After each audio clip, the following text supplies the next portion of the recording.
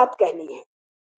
एक सुनने वाले लोग जितना संभव हो कि मैकडॉनल्ड और क्या केंटुकी चिकन क्या क्या होता है, अमेरिकन जो जो आउटलेट्स हैं, इसी बहाने बहिष्कार करके जीव हिंसा और अपने स्वास्थ्य, जीव हिंसा के पाप से अपनी रक्षा कर लें और अपने स्वास्थ्य की रक्षा कर लें। और भी जो अमेरिकन चीजें, मतलब एकदम सुपर फ्लुएंट चीजें हैं लोगों के लिए, इससे देशभक्ति की भावना भी बढ़ेगी। और दूसरा, ट्रंप को देखिए, जिसकी ये तीसरी लुगाई मेलोनिया है, इसके बारे में मैंने पढ़ा। एक कोई एप्स्टीन नाम का व्यक्ति है, वो ये 30 साल हो गया इसका ब्याह हुए, तो और 35 से 1 साल पहले वो लड़कियों की सप्लाई करता है। तो जिन लड़कियों की सप्लाई करता है उनमें एक मेलोनिया भी है। फिर दोनों की मित्रता हुई, तो सप्लाई केवल एक को तो नहीं हुआ, ट्रंप पता नहीं कितनी जगह गई वही। उसके बाद ट्रंप इनसे ब्याह करता है। तो जिस देश का मुखिया का चरित्र ऐसा है, और भी कई घटनाएं हैं जो लोगों ने देखी होंगी, मैं उसकी चर्चा नहीं करना चाहती हूँ, वो अत्यंत लज्जाजनक है। केवल पत्नी पर ही ले ले, और जो आ रहा है वो ये हो रहा है कि उसमें कोई बड़े क्रिमिनल चार्जेस और क्रिमिनल मामले, और इससे ध्यान भटका। इसमें एप्स्टीन फाइल में ये ट्रंप बहुत बुरी तरह फंसा हुआ है। क्या फंसा हुआ है मेरी समझ, मैं उतना समझ नहीं पाई। उससे ध्यान भटकाने के लिए एक ये बड़ा झंझट खड़ा कर दिया है। तो एक तो ऐसा चरित्र से हीन व्यक्ति देश का क्या भला करेगा, एक। दूसरा, जिस दिन एप्स्टीन मामले का, फाइल वाइल के मामले का मामला सुलझ जाएगा या दब जाएगा, उस दिन इस ट्रंप को पैतरा बदलने में, माय फ्रेंड करने में कई दिन लगेगा। ये बात दूसरी है कि तब तक हम लोग, अगर समझदारी से देश काम कर ही रहा है, सामान्य नागरिक भी और दमदारी से काम करें, और इस अवसर का लाभ उठाकर जो प्रमाद है, जो आलस्य है, जो छोटा मोटा झुकने का, गिरने का, फिजूलपन का जो अभ्यास है, ये सब छोड़े। और मैं तो चाहती हूँ ट्रंप सचमुच में स्थिति विकट कर दे भारतीयों को वहां जाने के लिए।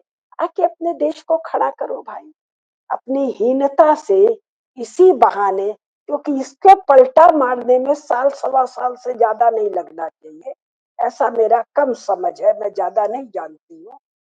लेकिन उसके पहले हम लोगों को उस दिशा में बढ़ जाना चाहिए जिस दिशा में हमारे प्रधानमंत्री देश को ले जा रहे। बस ये दो बात। बहुत सुंदर। एक तो खाने, जो जो दो बातें जो सबसे महत्वपूर्ण आपने कही हैं कि जीव रक्षा और स्वास्थ्य रक्षा, दोनों की दृष्टि से, तो जीवों की हिंसा को बचाने के लिए और अपने स्वास्थ्य की हिंसा जो हम लोग करते हैं, अमेरिकी सामान का बहुत से लोग खाने पीने की चीजें और विलासिता की चीजें अथवा सजावट की चीजें, ये सब अमेरिकी से छोड़ दें, गंभीर रहें, अमेरिका की निंदा नहीं करें, उसके सामान का परित्याग करें, और वो जीव हिंसा से बचने के लिए, जीव रक्षा और स्वास्थ्य रक्षा के लिए हमको अमेरिकी उपभोग सामानों का बहिष्कार कर देना चाहिए। मोदी जी संभालिए। हम भी तो कुछ दम दिखाएं। नहीं, बहुत ही व्यवहारिक विचार है ये। और ऐसा हो रहा है कि ट्रंप के आने के बाद से अनेक देशों ने अमेरिकी सामानों का बहिष्कार भी किया है। कई देश में ऐसा हो रहा है। ये बहुत ही व्यवहारिक दम दिखा। हाँ, नागरिक को भी कुछ करना चाहिए, जन सामान्य को भी कुछ करना चाहिए। बिल्कुल सही बात। तो इसी बिंदु पर प्रश्न देखते हैं, यदि है कोई तो। सारे दमदार प्रवासी भारतीय और उनका धन भारत लौटना चाहिए। बहुत सही बात है, बहुत सही बात, बिल्कुल सही बात। इस पर ना एक दिन हम लोग वार्ता करेंगे कि ये प्रवासी भारतीय, उनकी भूमिका, आज दीदी से हमारी बात भी हो रही थी शाम को, तो उसको लेके हम बात करेंगे अवश्य। बहुत अच्छी बात है। एक विचार चीन के सामने भारत को खड़ा करना है, भारतीय बुद्धिजीवी भारत जाओ और भारत के उद्योगों का शिखर पर लेकर जाओ, ट्रंप का उद्देश्य है। उसके लिए मोदी जी के साथ मिलकर वो काम कर रहे हैं। बिल्कुल सही कर रहे हैं। मोदी जी ने मुक्त कंठ से इसकी घोषणा की है और अनेक मंत्रियों ने भी कहा है कि भारत आइए। राजनाथ सिंह जी ने अभी मात्र मेरे ख्याल में 1 सप्ताह हुआ होगा कि उन्होंने बिल्कुल घोषणा की है कि जो भी भारतीय बाहर हैं वो आएं और हमारे यहाँ उद्योग धंधों में अपना हाथ बटाएं और यहाँ धन अर्जित करें और यहाँ का विकास करें। इसलिए सरकार की घोषणा हो चुकी है।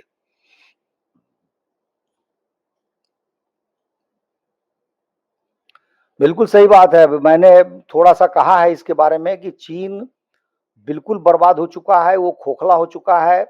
उसकी जनसंख्या जो है वो एक फर्जी चीज है, उसकी जनसंख्या उतनी है नहीं और वो बिल्कुल उसकी इकोनॉमी कोलैप्स कर रही है। इसीलिए मुझे लगता है कि वो उससे बहुत भारत को लाभ हो इसकी संभावना जो है उतनी नहीं है जैसी हम समझ सकते हैं।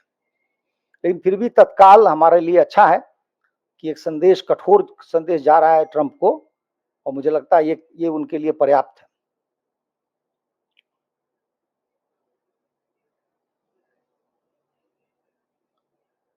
अरे क्यों आप लोग असुर गुरु शुक्राचार्य पर लगे हुए हैं? ऐसा है कि शुक्राचार्य जी को पढ़िए। शुक्राचार्य जी ज्ञानी हैं, उनको पढ़िए और पंकज जी से मैं आग्रह करूंगा कि इस पर टिप्पणी करें। लेकिन अल्लाह अल्लाह क्यों कर रहे हैं आप? क्या मतलब है अल्लाह का? ये एक फर्जी नाम है। वहाँ मूर्ति पूजा होती थी। यहाँ तक तो चल रहा है कि मोहम्मद ने स्वयं मूर्ति पूजा की है मुसलमान बनने से पहले। मोहम्मद के माता पिता ने मूर्ति पूजा की है। उनके परिवार का भरण पोषण मूर्ति पूजा की कमाई से होता था। कुरैशी समाज इसी को कहते हैं। तो इसे और इनका अंत सुनिश्चित है। हम आप जोर लगाइए, पूरा इस्लाम ही समाप्त होने वाला है क्योंकि इस्लाम टिक नहीं सकता, रह नहीं सकता। 21वीं सदी में तो बहुत लंबा समय है, थोड़े दिन की बात है। इसलिए उस पर जोर लगाइए कि इस्लाम समाप्त हो जाए। एक बात जरूर कहना चाहूंगा मैं, हमारे लोगों में ये जो गंभीर बातों में भी बिल्कुल हुड़दंगी सी आ गई है, वो नहीं होनी चाहिए। और अगर अज्ञान में भी करते हैं तो नहीं होनी चाहिए। हमारे बड़े से बड़े राक्षस जो हैं, अभी शुक्राचार्य तो महाज्ञानी हैं, उन पर तो अलग से एक वार्ता कर ही देंगे हम। वो तो परम ज्ञानी हैं, बृहस्पति के समतुल्य हैं। लेकिन वैसे भी जो यहाँ राक्षस हैं, उनसे भी यूरोप के लोगों की और इन मजहबी वालों की कोई तुलना नहीं हो सकती। तुलना का लालच मत करिए। ज्यादातर इसी तरह गलत अनुवाद से हमारा अनिष्ट हुआ है, रिलीजन को धर्म कह दिया। अब इनको असुर कह रहे हैं। अरे ये असुर होने की हैसियत, असुर हमारे पराक्रमी और महान हैं, भव्य हैं और उनको मारना भव्य कार्य है। ये तो वस्तुतः अगर भारत दिख जाए तो ये सब केंचुए हैं, ज्यादातर तो अपना रूप बदल लेंगे। तो इनको इतना महत्व मत दीजिए। कहाँ शुक्राचार्य, कहाँ ये सब कुछ गिनती में नहीं है। कहाँ राजा भोज, कहाँ गंगू तेली, कौन सा राक्षस कोई नहीं है। ये पिशाच है। देवताओं ने उनसे ज्ञान प्राप्त करने के लिए भेजा था अपने दूत को। तो आप सोचिए शुक्राचार्य कितने महान हैं, कितने बड़े हैं, कितने ज्ञानी हैं। उनको सचमुच हल्के में मत लीजिए, अल्लाह टल्ला से उनको मत मिलाइए।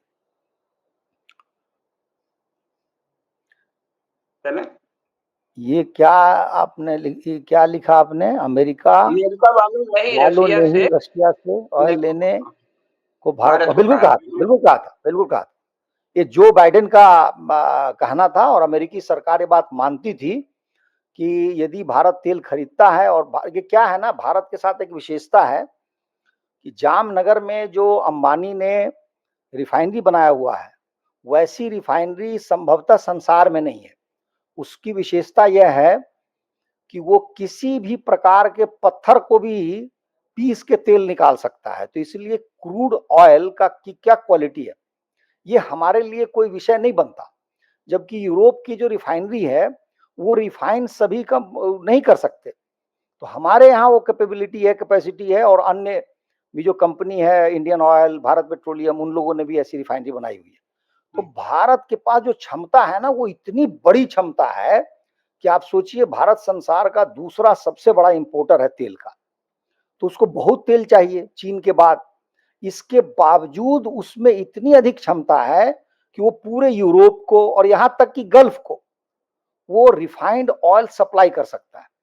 तो उसमें क्या है कि जो बाइडेन ने यही कहा था कि यदि भारत रूस से तेल खरीदे और इतना बड़ा जो संसार का हिस्सा है, यूरोप का, गल्फ का, सबको सप्लाई कर दे, तो पेट्रोलियम का जो दाम है, उसकी कीमत है, वो कीमत कभी नहीं बढ़ेगी। और ये सौभाग्य से 3.5 वर्षों में यदि दाम नहीं बढ़ा है पेट्रोलियम का, तो भारत के कारण नहीं बढ़ा है। और भारत यही तो समझा रहा है ट्रंप को कि भाई इससे आपको फायदा हुआ है, आपके मित्र देशों का फायदा हुआ है, नहीं तो यूरोप का बुरा हाल हो जाता। अब यहाँ पे विडंबना यह है कि आज ट्रंप भी उससे माल खरीद रहा है, यूरोप भी खरीद रहा है, भारत को मना कर रहा है। तो ये तो बहुत ही आप समझिए कि दो दर्जे की नीति है उस व्यक्ति की, डबल स्टैंडर्ड खेलता है। और दीदी ने जो सब कह दिया उसके बाद तो आप समझिए उस व्यक्ति वो चर्चातीत है। अब सोचिए, मतलब आप भारतीय महिला हैं, आपको समझ में आना चाहिए कि दीदी ने क्या कहा उसके विषय में, है जो व्यक्ति अपने शरीर को भी ढंग से नहीं रख सकता, वो व्यक्ति क्या इतना बड़ा राष्ट्रपति बनेगा। और अभी मैंने अभी पढ़ा एक यूरोपियन का, वो मैं बताना भूल गया।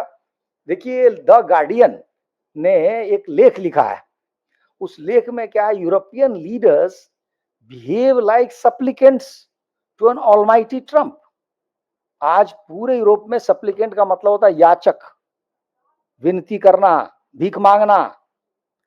तो वहां यूरोपियन नेताओं को जैसे लगता है स्टूल पर बिठा दिया, तो उनके घर में यूरोप में आज आंदोलन हो रहा है, उनकी रीढ़ तन गई है। उन्होंने अपने नेताओं कहा कि तुम सब रीढ़ विहीन हो, ट्रंप के सामने ऐसे बैठे हुए थे। और देखिए लिखित है ये सप्लिकेंट्स।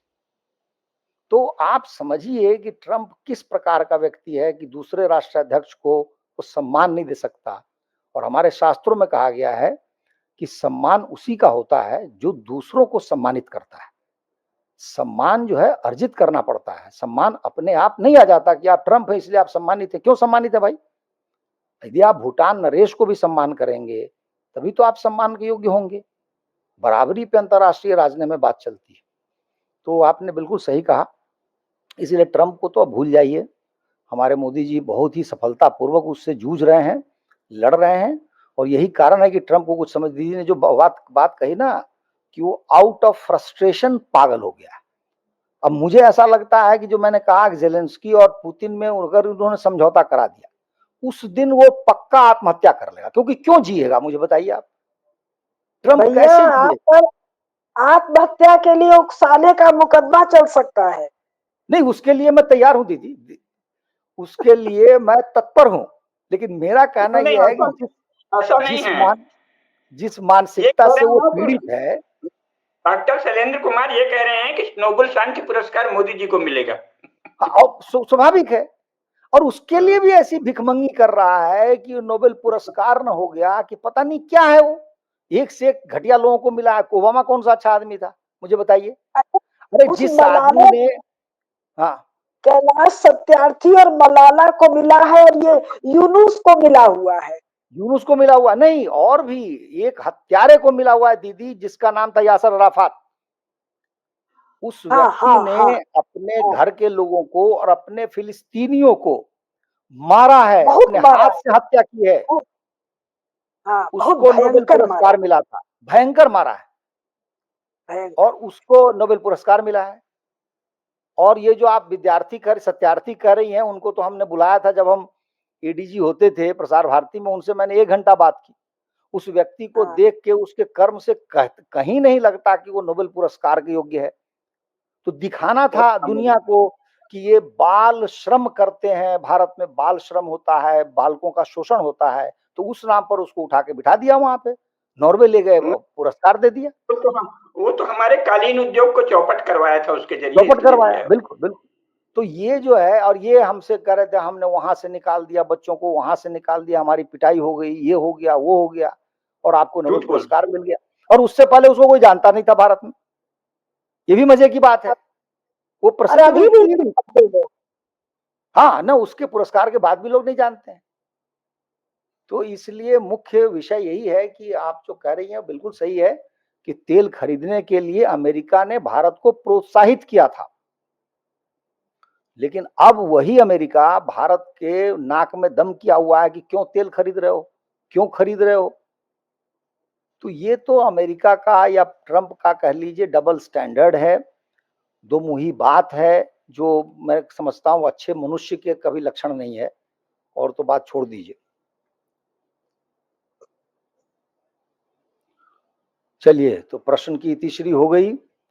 बहुत अच्छी वार्ता हो गई पंकज जी दीदी के सहयोग से, और मुझे लगता है दर्शकों को आनंद आएगा जब भी देखेंगे, क्योंकि इस प्रकार की वार्ताएं उनको अन्यत्र दुर्लभ हैं। जिस व्यापक